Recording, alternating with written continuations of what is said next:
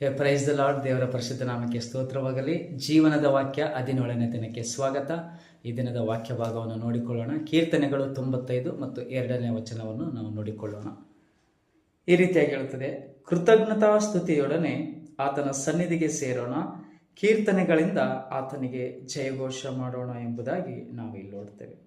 ಇಲ್ಲಿ ಕೀರ್ತನೆಗಾರನು ಈ ಒಂದು 95ನೇ ಕೀರ್ತನೆಯಲ್ಲಿ 2ನೇ ವಚನದಲ್ಲಿ ಸ್ಪಷ್ಟವಾಗಿ ನಾವು ನೋಡುತ್ತೇವೆ, ಕೃತಜ್ಞತಾ ಸ್ತುತಿಯೊಡನೆ ಆತನ ಸನ್ನಿಧಿಗೆ ನಾವು ಸೇರೋಣ ಮತ್ತು ಕೀರ್ತನೆಗಳಿಂದ ಆತನಿಗೆ ಜಯಘೋಷ ಮಾಡೋಣ ಎಂಬುದಾಗಿ ಇಲ್ಲಿ ದೇವರ ವಾಕ್ಯ ಹೇಳ್ತದೆ.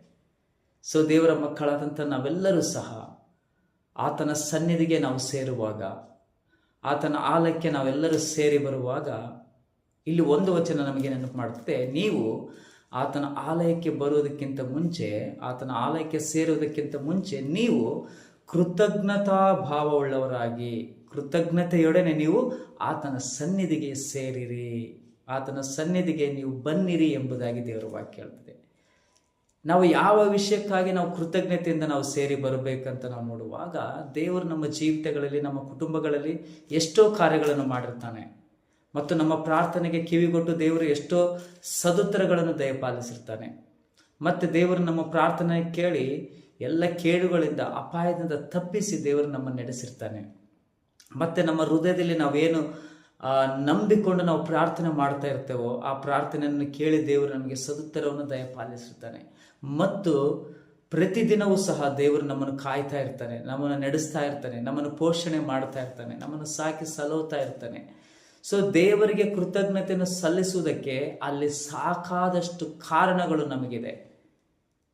ದೇವರು ನಮ್ಮ ಜೀವಿತದಲ್ಲಿ ಅದೆಷ್ಟು ಅದ್ಭುತ ಕಾರ್ಯಗಳನ್ನು ಪ್ರತಿದಿನವೂ ಸಹ ಮಾಡ್ತಾ ಇದ್ದಾರೆ.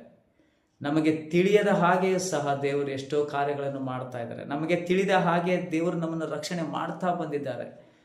ಸೊ ಎಲ್ಲ ಪ್ರತಿಯೊಂದು ಉಪಕಾರ್ಯಗಳನ್ನು ನೆನೆಸಿ, ಪ್ರತಿಯೊಂದು ಕಾರ್ಯಗಳನ್ನು ನೆನೆಸಿ ನಾವು ಆತನ ಸನ್ನಿಧಿಗೆ ಸೇರಿ ಬರುವಾಗ ನಾವು ಕೃತಜ್ಞತೆಯೊಡನೆ, ದೇವರೇ ನೀನು ಈ ಒಂದು ಕಾರ್ಯವನ್ನು ನನ್ನ ಜೀವಿತದಲ್ಲಿ ಮಾಡಿದಕ್ಕಾಗಿ ಸ್ತೋತ್ರ, ದೇವರೇ ಈ ಒಂದು ಮಹತ್ ಕಾರ್ಯವನ್ನು ನನ್ನ ಕುಟುಂಬದಲ್ಲಿ ನೀನು ಮಾಡಿರುವುದಕ್ಕಾಗಿ ಸ್ತೋತ್ರ, ಏಸಯ್ಯ ನನ್ನ ಪ್ರಾರ್ಥನೆಯನ್ನು ಕೇಳಿ, ನನ್ನ ಮೊರೆಯನ್ನು ಕೇಳಿ, ನನ್ನನ್ನು ಕೇಡಿನಿಂದ, ಅಪಾಯದಿಂದ ನನ್ನನ್ನು ತಪ್ಪಿಸಿ ನನ್ನನ್ನು ಸುರಕ್ಷಿತವಾಗಿ ನೀನು ಇಟ್ಟಿರುವುದಕ್ಕಾಗಿ ಸ್ತೋತ್ರ, ನನಗೆ ಒಳ್ಳೆ ಆರೋಗ್ಯವನ್ನು ಕೊಟ್ಟಿರೋದಕ್ಕಾಗಿ ಸ್ತೋತ್ರ, ಒಳ್ಳೆ ನನಗೆ ಕೆಲಸವನ್ನು ಕೊಟ್ಟಿದ್ದಕ್ಕಾಗಿ ಸ್ತೋತ್ರ, ನನಗೆ ನಿನ್ನ ಒಂದು ಜ್ಞಾನವನ್ನು ಅನುಗ್ರಹ ಮಾಡಿದ್ದಕ್ಕಾಗಿ ನಿಮಗೆ ಸ್ತೋತ್ರ.